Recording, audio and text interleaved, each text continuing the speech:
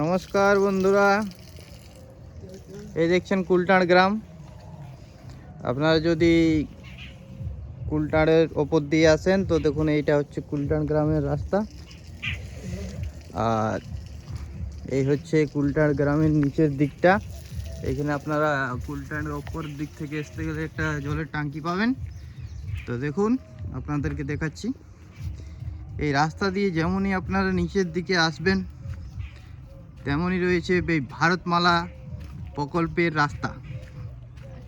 তো চলুন আপনাদেরকে আজ আমি দেখিয়ে দিচ্ছি ভারতমালা প্রকল্পের রোডটি কীভাবে যাচ্ছে।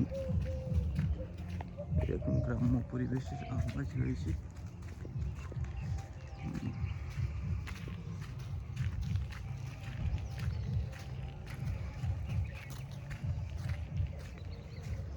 এই দেখুন, এটা হচ্ছে কিন্তু কুলটাঁড় গ্রাম। আর এই যে আপনারা রোড দেখতে পাচ্ছেন, এই রোডটা হচ্ছে আপনাদের কুলটাঁড়ের রোড, কিন্তু এটা একটা কুলটাঁড়ের কিন্তু সীমান্ত। এই দিকটা আপনার হয়ে যাচ্ছে ঘঙ্গা মৌজা, আর আবার এই দিকটা হচ্ছে আপনার কুলটাঁড় মৌজা। তো দেখুন আপনারা দৃশ্যটা, এই যে বাড়িগুলো দেখতে পাচ্ছেন এই ওপর দিয়ে, এটা অ্যাকচুয়ালি ঘঙ্গা মৌজা, আর ওই দিকটা আপনার কুলটাঁড়। তো কুলটাঁড় মৌজার ওই যে দেখতে পাচ্ছেন আপনারা তাল গাছগুলো, তো ওটা আপনার টাচ করছে, ঠিক আছে। বাকি আপনার এই যে দেখুন আপনারা, এই পুরো এটা দিয়েই পের হবে ভারতমালার প্রকল্পটা, ঠিক আছে। এই দেখুন আপনাদেরকে দেখাচ্ছি আমি লাইভ ফুটেজ।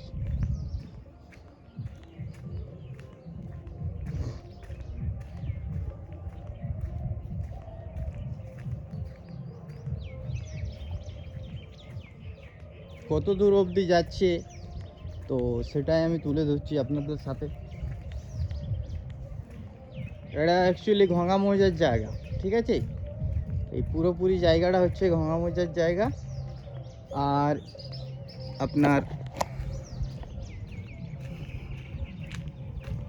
এই যে এটা শেষ সীমান্ত, এইখানে অবধি আপনার ঘঙ্গা মৌজার জায়গা যাচ্ছে, ঠিক আছে। এখানে পাশে মন্দির রয়েছে, বজরংবলী মন্দিরটা কিন্তু এখানে থাকবে, ঠিক আছে।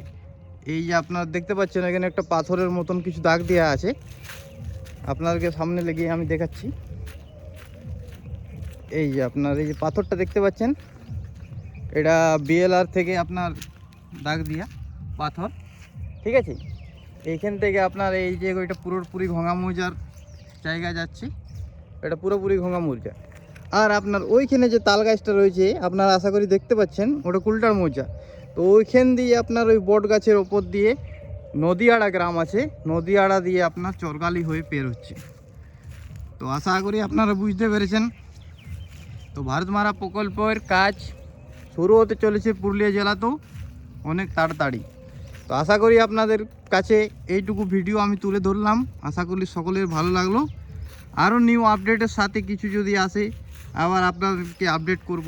নমস্কার, সবাই ভালো থাকুন, সুস্থ থাকুন।